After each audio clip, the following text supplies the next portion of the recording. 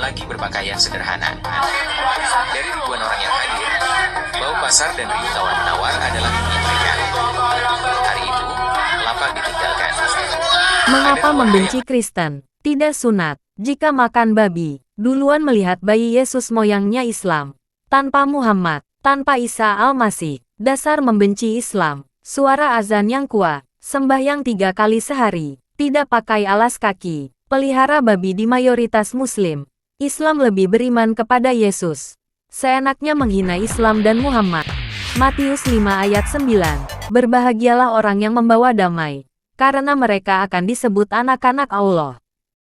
Saya yakin masih banyak umat Kristen dan umat Islam yang tidak membeda-bedakan agama dan tidak membenci sesama manusia yang tidak seiman dan aliran kepercayaan. Tapi terlepas dari itu, saya melihat masih banyak umat Kristen dan umat Islam yang mengaku beriman tapi membenci orang berbeda suku, bangsa, apalagi beda agama, sehingga terjadi perpecahan hingga peperangan sampai saat ini. Jadi walaupun saya menyebut dalam video ini umat Kristen dan Islam dan ada kata yang paling kasar di kitab kami yaitu bodoh, dungu dan tolol, itu saya tujukan kepada para umat Kristen dan umat Islam yang saling membenci apalagi yang memprovokasi orang agar saling membenci dan memerangi satu sama lain. Orang-orang yang membenci dan suka memerangi sesama manusia oleh karena berbeda agama dan keyakinan adalah manusia yang masih dalam kebodohan, kedunguan dan ketololan. Orang yang masih saling membenci dan suka berperang di akhir zaman ini adalah orang yang egois, lebih mementingkan hawa nafsu dan emosi daripada nyawa, keselamatan dan kebahagiaan anak, istri, orang tua, keluarga dan bangsanya sendiri. Justru seharusnya kita berusaha mencegah dan menghindari atau paling tidak meminimalisir segala kebencian, peperangan, kematian, kesusahan, bahkan semua masalah di dunia ini karena kita tahu bahwa semua itu bersumber dari si setan atau iblis. Karena secara tidak langsung kita sedang menyenangkan setan, menyediakan keperluan pesta bagi iblis dan semua kuasa kegelapan jika kita saling membenci dan berperang apalagi karena perbedaan agama. Karena di setiap perang pasti ada kematian, penderitaan, kesusahan dan sejenisnya. Mestinya kita sudah harus sadar setelah mengetahui akibat peperangan yang terjadi di berbagai negara termasuk Indonesia. Beberapa konflik yang melibatkan faktor agama, seperti konflik di Maluku tahun 1999 sampai tahun 2002. Konflik di Poso, Sulawesi Tengah tahun 1998 sampai tahun 2007. Nigeria, Boko Haram mulai aktif sekitar tahun 2009 sampai tahun 2010. Tapi konflik dengan pemerintah Nigeria sudah ada sejak 2002. Sudan, Perang Saudara Sudan II tahun 1983 sampai tahun 2005, dan konflik Darfur, 2003 sampai sekarang. Terkhusus di Sudan, menurut laporan jumlah korban Sudan mencapai 400.000 orang. Saya mau tanya kepada teman-teman Muslim. Atas dasar apa kalian membenci orang Kristen? Bukankah Islam mengajarkan tentang mencintai perdamaian dan kedamaian? Jika karena tidak bersunat, orang Israel bersunat tapi kalian benci juga. Jika karena percaya bahwa Yesus itu Tuhan atau Allah, bukankah di Al-Quran juga tertulis bahwa Yesus atau Nabi Isa adalah kalimatullah dan ruhullah yang dihembuskan kepada Maryam, bukan anak biologis Allah? Dan buat semua bapak ibu, teman dan sahabat kami kaum Muslim. Terlepas dari perbedaan pandangan kita tentang Yesus atau Isa Al-Masih, kami yakin bahwa kita percaya tentang kuasa dan kedahsyatan Yesus. Dan bahwa tidak ada seperti Yesus di alam semesta ini.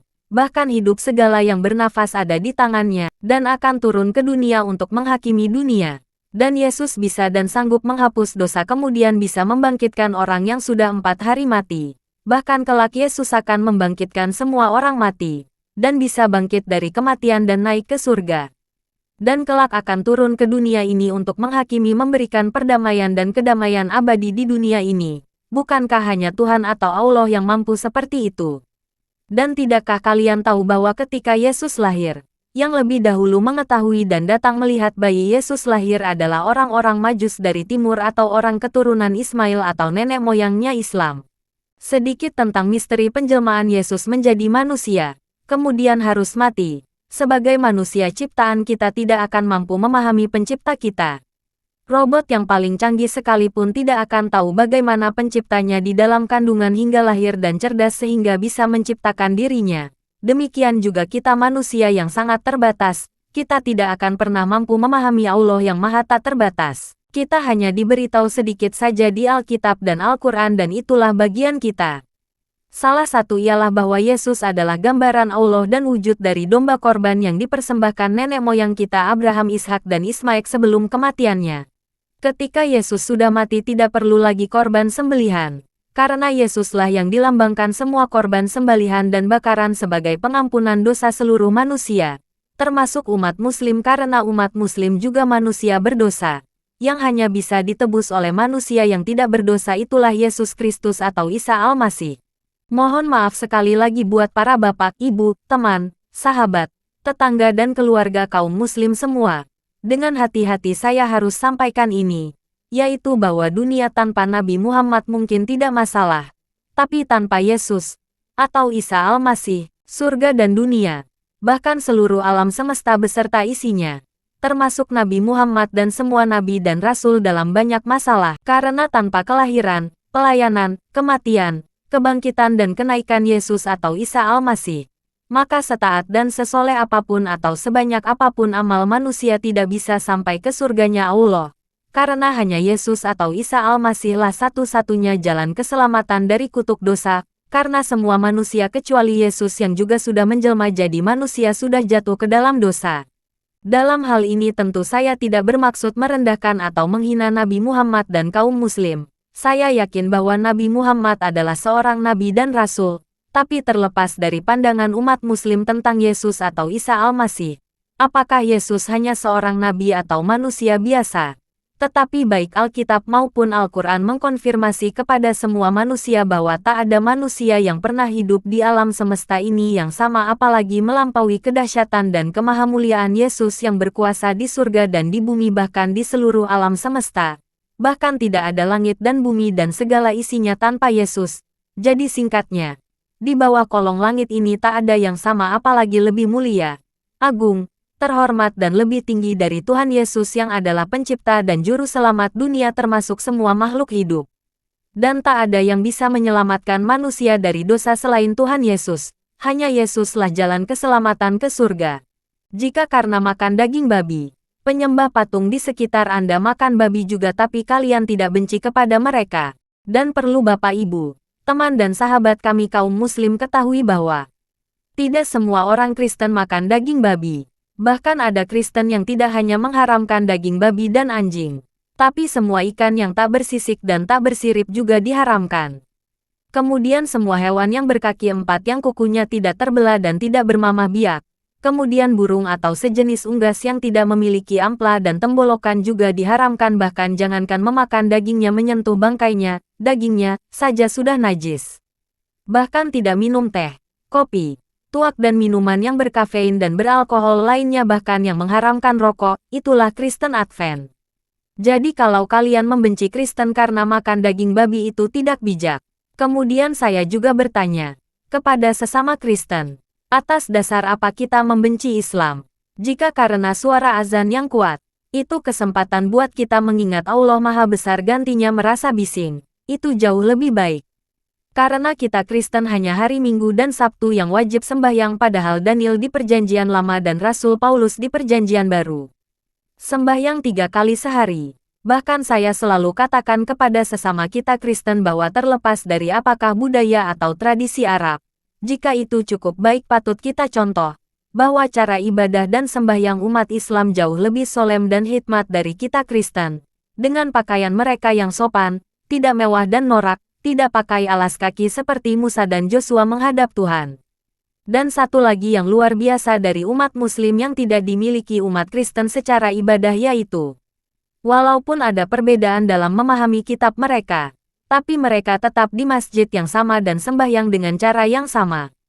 Tidak seperti kita Kristen, hanya karena sedikit perbedaan, kita langsung pisah gereja atau berbeda gereja. Itulah penyebab sehingga banyak jenis denominasi gereja Kristen. Jika karena gereja ditutup, dibakar, tidak diberi izin atau dihina, memang harus dibalas.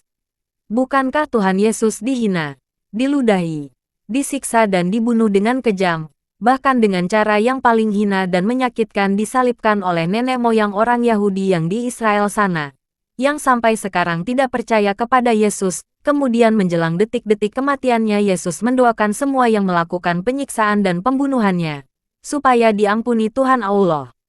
Dan, bukankah Yesus sendiri berkata yang tertulis di Alkitab kita agar jangan membalas kejahatan dengan kejahatan, tapi kalahkanlah kejahatan dengan kebaikan. Lagi pula kebanyakan orang Kristen dan pendetanya tidak konsisten dan konsekuen. Giliran berbicara tentang hari Sabat, kalian bilang itu hari Sabat orang Israel atau Yahudi. Giliran bicara tentang perang, kalian bangga-banggakan Israel. Padahal umat Islam lebih beriman kepada Yesus daripada bangsa Israel yang sekarang karena bangsa Israel sudah menolak bahkan menghina dan membunuh Tuhan Yesus, lalu melempari Stefanus dengan batu sampai mati. Lagi pula kita orang Kristen kadang sombong dan sok, sudah tahu Islam membenci dan mengharamkan babi, masih dipelihara di tempat mayoritas Islam. Apalagi baru-baru ini ada masalah di Medan. Babi yang tak bersalah jadi sumber masalah. Bagi kebanyakan umat Kristen hasil demo di depan kantor wali kota adalah suatu keberhasilan. Tapi sebenarnya itu bukti kegagalan umat Kristen, karena Kristen sudah jadi preman, ibarat domba berkelakuan kambing.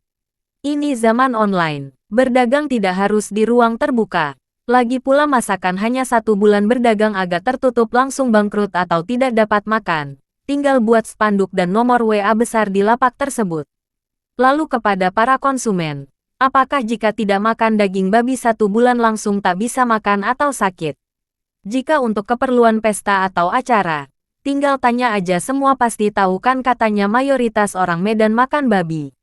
Kedua, jika merasa pemerintah atau wali kota tidak adil, sebagai seorang Kristen, kita tidak harus menuntut keadilan dengan cara berdemo. Kita perlu berdoa dan menyampaikan dengan damai dan tenang bukan dengan ancaman atau dengan cara dunia. Kita tidak harus mendapatkan keadilan dari dunia. Hanya dari Tuhanlah kita mendapatkan keadilan sejati pada waktu Tuhan. Karena Yesus juga tidak mendapatkan keadilan saat di dunia ini. Bukankah kita harus memikul salib? Itu hanya sebagian kecil salib yang harus dipikul umat Kristen yang mau mengikuti Yesus. Kita belum dianiaya, belum dihina dan dibunuh seperti yang diperlakukan orang Israel, Yahudi kepada Yesus. Jadi kepada seluruh umat Kristen coba berpikir jernih dan dewasa. Saya orang Batak dan Kristen.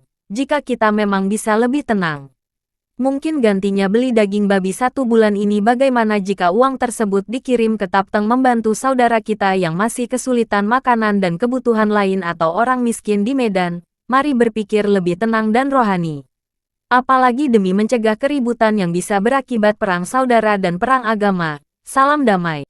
Dan saya mau tegaskan kepada Edis Sidabutar atau Edis TV dan semua yang mau dan suka berdebat dengan Muslim. Jangan memperkeruh keadaan. Jangan mentang-mentang kalian di Amerika atau luar negeri kalian seenaknya menghina Islam dan Nabi Muhammad. Jangan karena narasi kalian sehingga para umat Muslim dan Kristen di Indonesia saling membenci. Kita tidak harus meladeni apalagi membalas ejekan hinaan dari siapapun. Kita tidak usah membela Tuhan Yesus. Yesus yang membela kita. Sekali lagi saya tegaskan jika ada pendeta atau seorang Kristen yang masih mau berdebat apalagi membahas tentang Al-Quran dan Nabi Muhammad, tapi masih menguduskan hari Minggu, makan daging babi dan merayakan Natal seperti dunia ini atau seperti Katolik, kalian semua belum pantas membahas Al-Quran, karena Alkitab kalian pun belum kalian fahami sepenuhnya. Jadi berhentilah berdebat tentang agama yang berbeda kitab sucinya. Pastikan lebih dahulu Anda sudah memahami dengan sebenarnya Alkitab Anda sendiri. Camkan itu. Satu pesan buat para Kristen yang sok hebat dan sok pandai. Jangan pernah berpikir jika sudah menjadi Kristen atau pengikut Yesus sudah pasti masuk surga.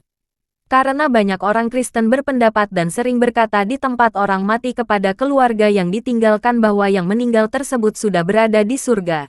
Saya melihat, sebenarnya kebanyakan orang Kristen hanya ikut-ikutan kepada orang tua atau keluarganya dan hanya mengetahui dari apa kata orang tanpa langsung menyelidiki Alkitab itu sendiri, terkhusus orang Kristen Protestan.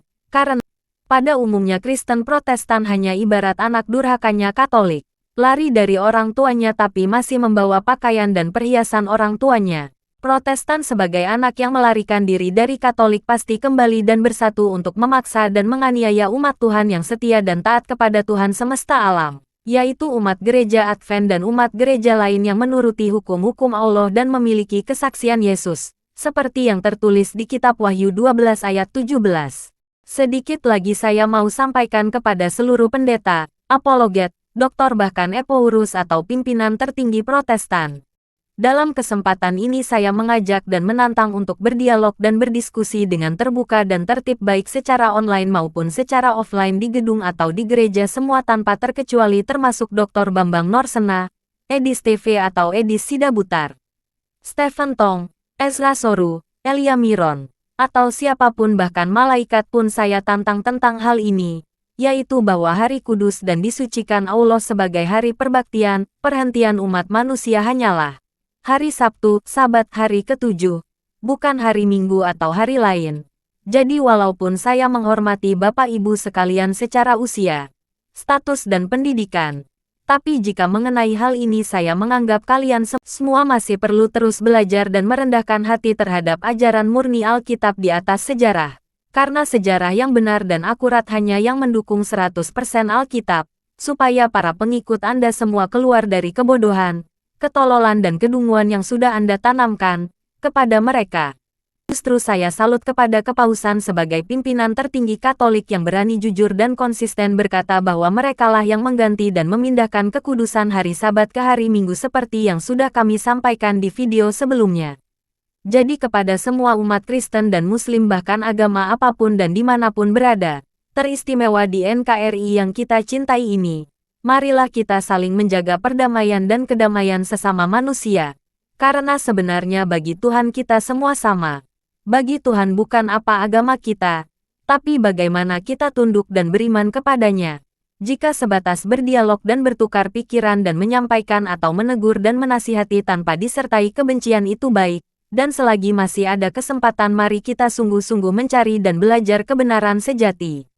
Dan mau diajar dan ditegur. Jika sekiranya kita masih belum di jalan yang benar menurut kebenaran Tuhan, tapi kita sungguh-sungguh merendahkan hati memohon tuntunan Tuhan, maka Tuhan akan menuntun umatnya menemukan kebenaran yang sesungguhnya, dan tidak akan membiarkan umatnya tanpa arah dan tujuan. Semoga video ini bermanfaat untuk kita semua. Jika Anda adalah orang yang tidak benci kepada orang yang beda agama secara khusus Islam dan Kristen, dan tidak suka berperang, cinta perdamaian dan kedamaian, dan orang yang toleran kepada agama tetangga, teman dan saudara apalagi keluarga hingga sesama manusia terkecuali penganut gereja setan. Silahkan like dan share video ini. Dan jika ada penyampaian kami yang salah, tolong doakan, dan sampaikan saran dan masukan di kolom komentar. Salam damai dan salam sejahtera bagi kita semua. Sampai jumpa di video berikutnya.